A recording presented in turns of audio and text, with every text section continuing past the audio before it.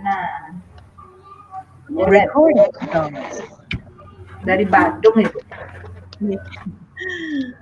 Selamat pagi anak-anak.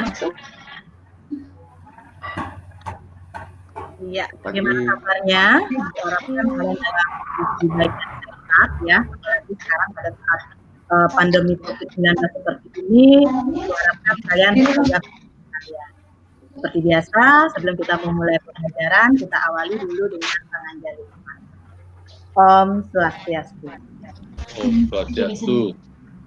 Nah, anak-anak, sebelum kita memulai, ayo kita awali dulu dengan berdoa. Semuanya duduk yang rapi, tangan ada di atas meja, ya. Agar apa yang kita lakukan hari ini bisa bermanfaat untuk diri kita, keluarga dan masyarakat, ya. Berdoa, mulai. Berdoa, selesai. Nah, anak-anak, apakah ada siswa yang tidak hadir hari ini?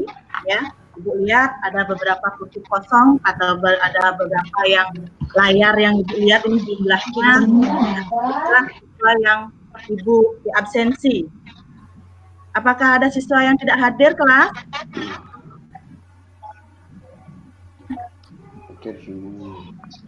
Ada yang tidak hadir? Oh, Cynthia ya, Cynthia sakit. Oke. Nah, anak-anak, pada pembelajaran kita kali ini, ya, Ibu akan tayangkan. Tadi Ibu sudah share ya beberapa video, link YouTube-nya sudah Ibu info di WA grup kalian. Karena untuk mempersingkat waktu, Ibu akan tayangkan cuplikannya, ya.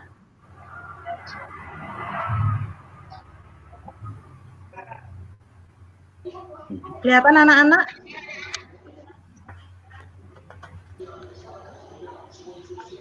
Kelihatan anak-anak powerbank-nya Ibu? Kelihatan. Kelihatan.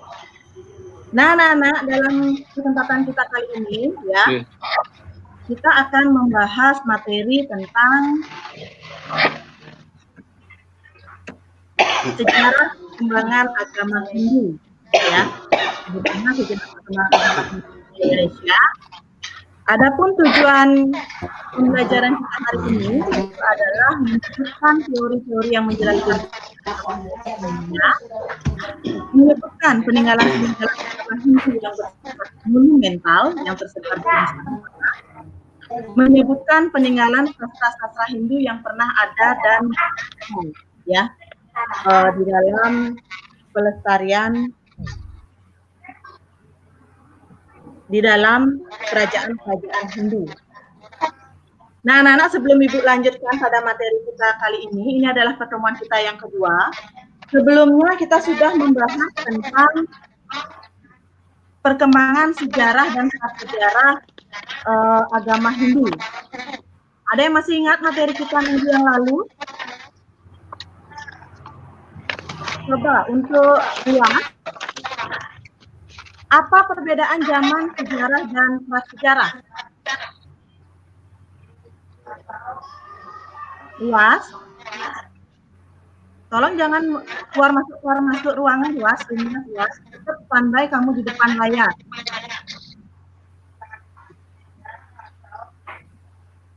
Atau kelas mungkin bisa bantu?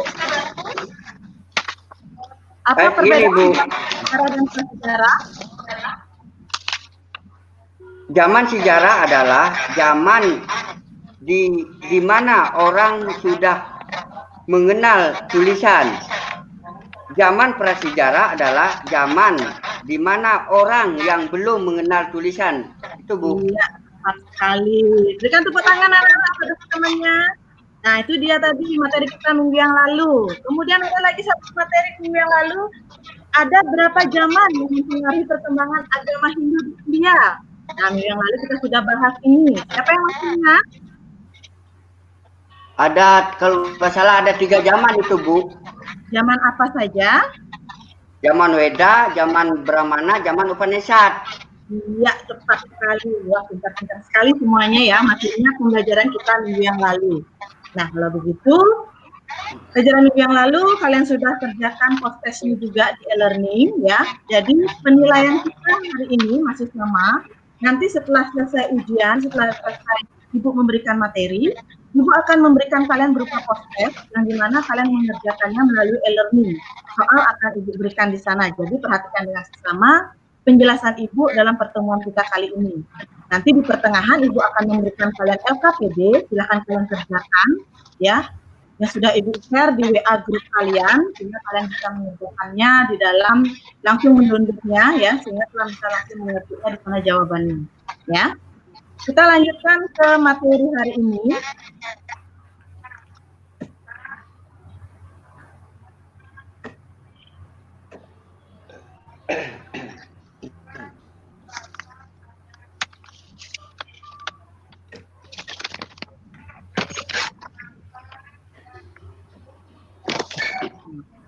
Pertemuan kita kali ini akan membahas tentang teori masuknya agama Hindu ke Indonesia. Menurut pakar, ada beberapa jenis teori yang menyatakan masuknya agama Hindu ke Indonesia. Yang pertama yaitu teori Brahmana oleh J.C. Van Lier. Ada yang tahu teori Brahmana itu apa? Bagaimana bunyinya? Belum pernah membaca ya? Baiklah. Kalau begitu, teori Brahmana itu adalah anak kebudayaan Hindu yang dibawa oleh kaum Brahmana, ya, yang diundang oleh para kepala suku agar mereka dapat mensahkan atau melegitimasi ya investor kekuasaan mereka sebagai kepala suku di Indonesia. Hanya saja anak-anak teori Brahmana ini memiliki kelemahan ya, yang dimana pada saat itu seorang Brahmana tidak diizinkan untuk keluar dari wilayah mereka. Muncullah teori baru, yaitu yang dinamakan dengan teori Ksatria oleh George dan Byrd. Ya, teori Ksatria ini menyatakan bahwa kebudayaan Hindu dibawa oleh para kaum kasta Ksatria atau raja atau pangeran, ya, yang melarikan diri ke Indonesia karena kalah perang atau kekacauan politik di India. Hanya saja anak-anak teori ini juga terpatahkan karena menganggap bahwa kalangan ksatria tidak mengerti agama dan hanya mengurus pemerintahan saja. Adanya ketidakmungkinan seorang pelarian mendapat kepercayaan menjadi raja. Dan bukti arkeologi menyatakan bahwa raja-raja di Indonesia belum pernah ada keturunan asli dari India. Muncullah teori baru yaitu teori Wisya oleh N.J. Bloom, ya. Dimana teori Wisya ini menyatakan bahwa agama Hindu dibawa oleh pedagang India yang singgah dan menetap di Indonesia ataupun bahkan menikah dengan wanita di Indonesia. Merekalah yang mengajarkan kepada masyarakat di mana mereka singgah. Tetapi anak-anak teori Wisya ini juga memiliki kelemahan, ya, di mana teori ini terbantahkan karena hanyalah warna Brahmana yang mampu dan bebas mengetahui isi dari kisah dalam kitab dalam Weda, ya. Sedangkan kasta ksatria dianggap sibuk berperang, tidak mengetahui akan ilmu dalam Weda tersebut. Maaf, teori Wisya ini karena mereka sibuk berdagang, ya, jadi mereka tidak tahu bagaimana ilmu dalam Weda tersebut. Kemudian muncullah baru yaitu teori Sudra ini menyatakan bahwa kebudayaan Hindu dibawa oleh orang buangan yang berkasta Sudra atau tawanan perang yang dibuang dari India ke Nusantara.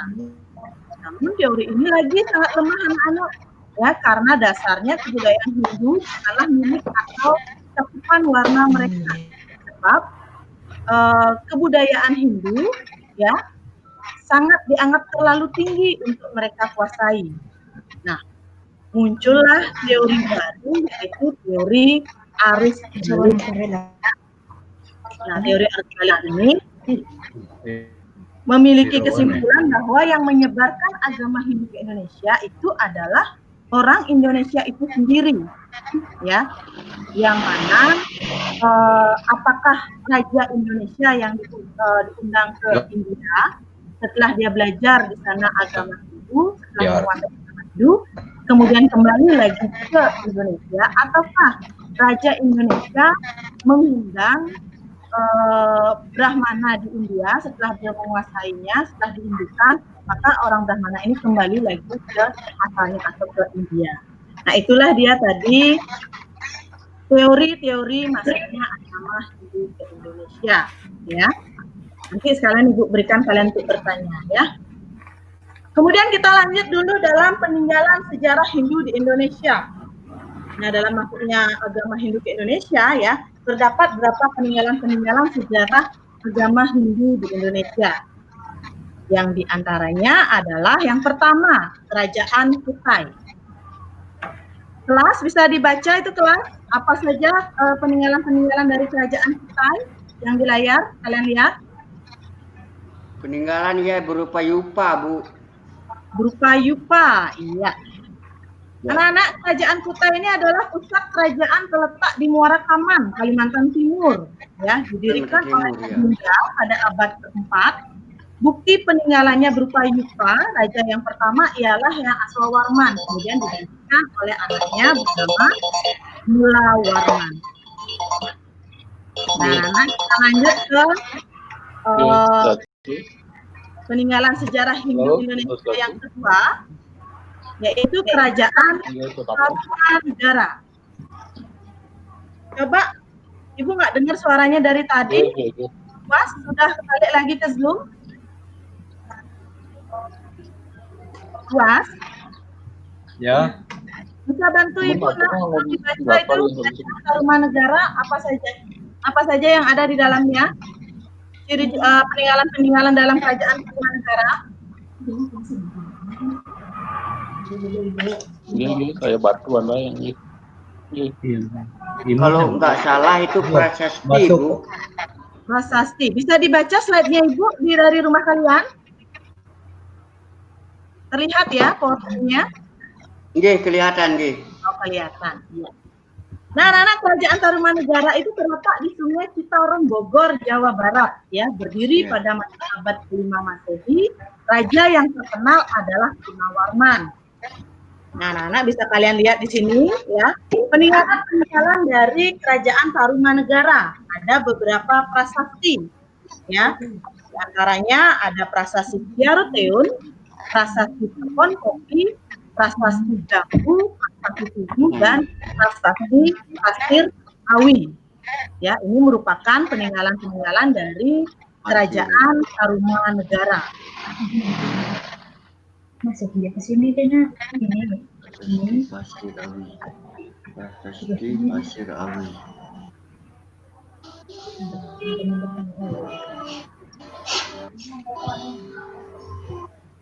Kemudian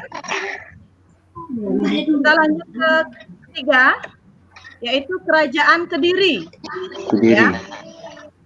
Tahun 2042 Masehi. Baca yang keras. Kerajaan Kediri. Bisa dibantu atau kelas bisa dibantu? Kerajaan Kediri. Kerajaan Kediri berdiri pada tahun 1042 Masehi, dipimpin oleh Airlangga. Banyak karya-karya sastra. Ya. Itu adalah merupakan peninggalan dari Kerajaan Kediri. Adapun monumentalnya, ya, monumentalnya adalah Candi Tondo Bento, ya, Candi Miri Gambar, dan Candi Gurah. Itu merupakan peninggalan-peninggalan dari Kerajaan Kediri. Oh, kurang anu. Kemudian kita lanjut. Kerajaan berikutnya, yaitu Kerajaan Singosari. Kerajaan Singosari, anak-anak, didirikan oleh Ken Arok, ya, pada tahun 1222, terletak di Magelang. Adapun raja-raja yang pernah memerintah, yang pertama adalah Ken Arok, ya, di mana masa kerjanya atau masa pemerintahannya itu adalah pada tahun 1222 sampai 1227. Kemudian dilanjutkan oleh Anusapati ya di 1227 sampai dengan 1248. Tohjaya di 1248 Masehi, kemudian Ranggawuni 1248 sampai dengan 1268, dan Kertanegara 1208 sampai dengan 1292. Nah, adapun candi-candi peninggalannya itu adalah Candi Singosari Ini Jogo. dan Candi Jago. Ya, di layar ya. Itu adalah bentuk-bentuk dari gambar dari Candi Singosari dan Candi Jago.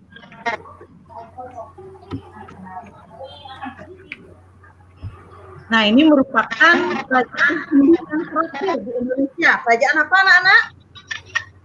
Kerajaan Majapahit. Ya, Kerajaan Majapahit ya, yang didirikan oleh Raden Wijaya, terletak di daerah Kecamatan Trowulan, Mojokerto, sebelah barat Surabaya. Adapun raja-raja kerajaan Majapahit yaitu Raden Wijaya dari tahun 1293 sampai 1309, Jaya Negara 1309 sampai 1328, Tribuana Tunggadewi yaitu 1328 sampai dengan 1350, Hayam Wuruk 1350 sampai 1389. Adapun peninggalan-peninggalan kerajaan Majapahit ini anak-anak ya, yaitu Candi Pari, Candi Ceto, dan Candi Cukup. Nah, sampai di sini penjelasan hari ini. Apakah ada pertanyaan?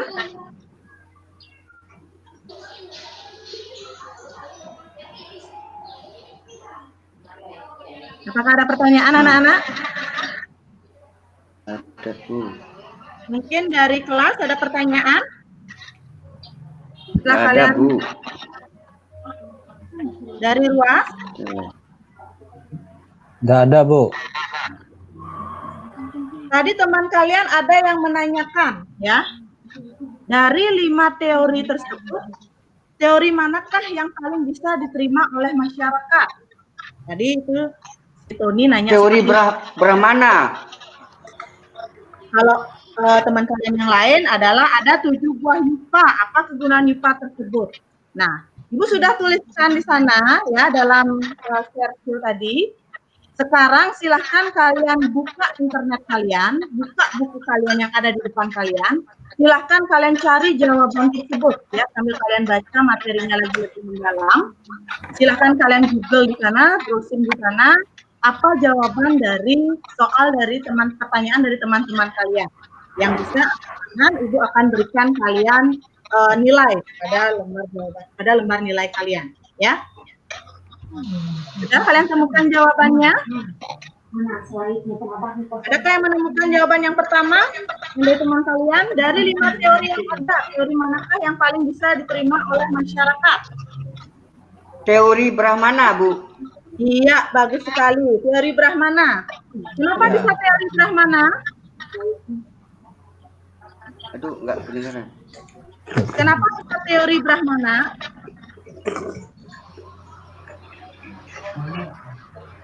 Mana? Kenapa tidak Ksatria? Kenapa tidak Wesya? Kenapa tidak Sudra? Karena apa? Teori itu paling dapat diterima ya, karena pada kehidupan masyarakat dalam acara keagamaan anak-anak cenderung dimonopoli oleh kaum Brahmana. Ya. Nah, kemudian soal yang kedua. Dalam kerajaan Kutai ditemukan 7 buah yupa. Jadi teman kalian bertanya, apakah fungsi dari yupa itu, Ibu? Kalian sudah cari tadi ya di buku atau di internet kalian? Adakah yang menemukan jawabannya? Bu. Ya, silakan Pak. Yupa adalah tempat mengikat hewan kurban suci. Ya. Apa lagi anak-anak? Sebagai prasasti. Ya, sebagai prasasti. Kemudian? Ya. Apa Apalagi? Lagi satu. Sebagai lambang kebesaran dari raja. Ya. Itu tadi jawaban dari teman kalian sudah kalian berhasil temukan di buku ataupun di internet. Karena tidak ada pertanyaan lagi ya. Ibu sudah bagikan LKPD melalui WA grup kalian. Silahkan dibuka dulu WA grup kalian. Kalian bisa download di sana, sudah Ibu kirim berupa Word ya. Silahkan kerjakan di sana. Silahkan kerjakan LKPD-nya di dalam Word. Nanti setelah kalian mengerjakan, kirim lagi ke WA grupnya, maka akan kita bahas pada pertemuan kali ini. Ibu berikan waktu 20 menit ya, untuk memudahkan kalian biar kuota kalian tidak habis ya. Silahkan kalian keluar dulu dari sini. Setelah 20 menit lagi kita akan kembali ke media ini, kita akan bahas lagi.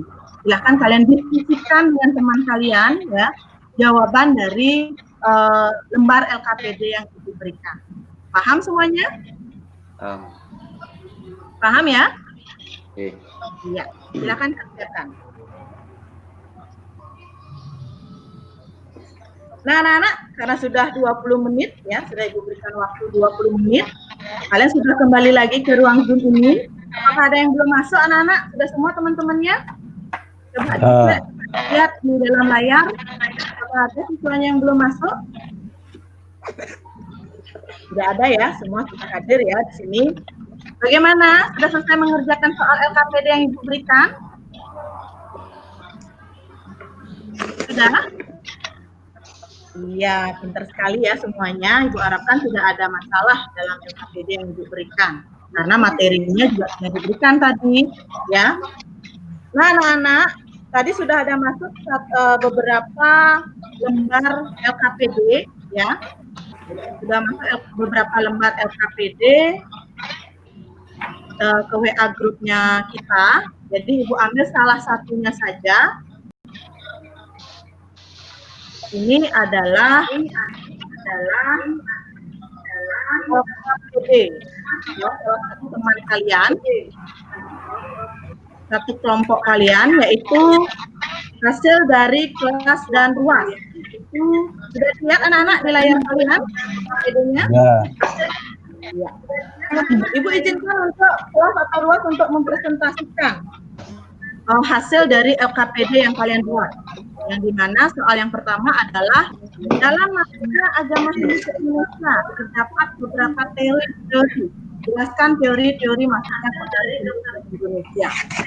Mungkin bisa dari kelas bantu Ibu untuk membaca hasil karya kalian.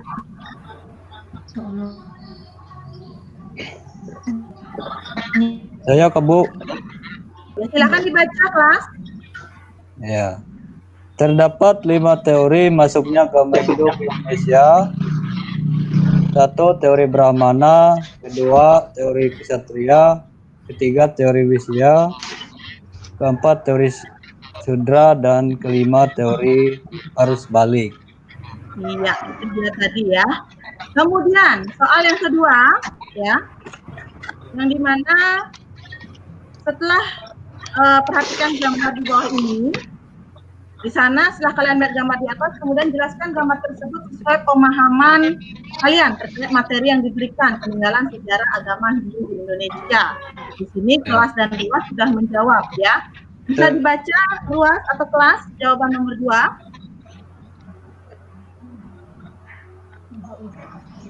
Kedengaran. Nggak kedengaran. Coba Pak Ruas, maaf Ruas bisa dibantu? Jawaban nomor 2 itu dibaca di layarnya, kalian sudah menjawab. Pertanyaannya itu, arca tersebut merupakan arca dari Raja Erlangga. Setelah layanan Tanggunwijaya berakhir di Jawa Timur, berkuasalah Raja Erlangga yang memerintah sampai tahun 1019 Masehi. Raja Erlangga setelah mengundurkan diri dari tahtanya. Beliau wafat tahun 1049 Masehi dan dimakamkan di Candi Belahan Erlangga, diwujudkan sebagai Dewa Wisnu dengan arca Wisnu duduk di atas Garuda. Nah, itu dia tadi ya. Berikan tepuk tangan anak-anak atau teman-teman yang sudah berhasil mempresentasikan hasil karyanya. Ibu harapkan yang lain juga sama ya, memiliki jawaban dalam artian betul semua, tidak ada yang salah.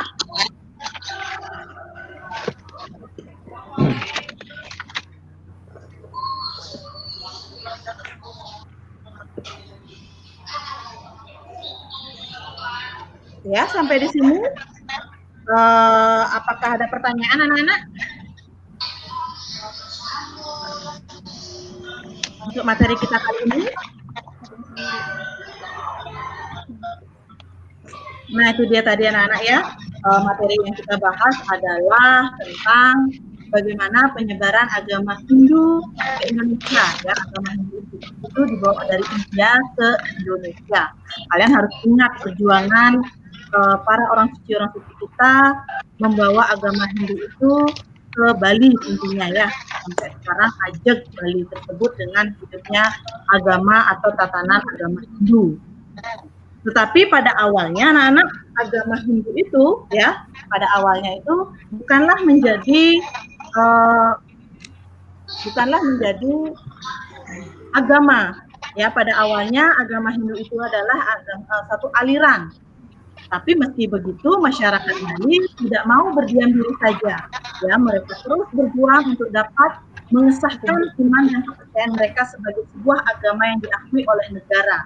Setelah perjalanan panjang dan banyak upaya yang dilakukan oleh para kepala keagamaan, budayawan dan berbagai pihak terkait, akhirnya agama Hindu itu ditetapkan sebagai salah satu agama resmi di Indonesia pada tahun 1959. Ajaran agama Hindu di Bali secara sederhana dapat dipahami sebagai gabungan antara dua keyakinan, yakni sekte Hindu dan Buddha Mahayana, sehingga sering juga disebut sebagai agama Siwa Buddha, Hindu Dharma, ya, atau agama Tirta dan juga agama air suci. Namun tidak seperti Hindu di India, anak-anak ya. Hindu di India kan menganut paham yang politeisme. Sedangkan agama Hindu di Bali adalah dalam keyakinan Hindu Bali hanya memuja satu Tuhan saja, yakni Sang Hyang Widi atau yang sering juga disebut dengan Sang Hyang Widiwasa Acintya atau Sang Hyang Tunggal. Jadi tolong jangan dirubah tatanan yang sudah ada ya. Jadilah kamu agama Hindu Bali ya, kalau menjadi orang agama Hindu jangan jadi orang India ya, jangan terpengaruh oleh aliran-aliran yang ada ya. Nah anak-anak sampai di sini apakah ada pertanyaan? Ada. Tidak ada pertanyaan? Sudah cukup? Nah dari seluruh siswa yang hadir hari ini, adakah yang bisa menyimpulkan materi kita kali ini? Apa saja yang kita bahas dalam pertemuan kita kali ini?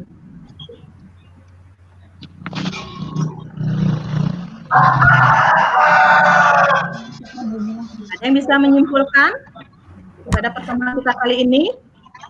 Sudah materi apa saja yang kita bahas? Sudah berapa jenis teori anak-anak untuk masuknya agama Hindu ke Indonesia? Ya, cukup Ibu Komang, cukup Ibu Komang ya. Durasi waktunya sudah 30 menit ya. Kita akhiri pertemuan kali ini dengan prasasti. Sebelumnya kita tutup dulu dengan berdoa anak-anak. Berdoa selesai, kita tutup dengan Paramasakti. Om Santi Santi Santi. Om Santi Santi. Silakan Bu. Silakan.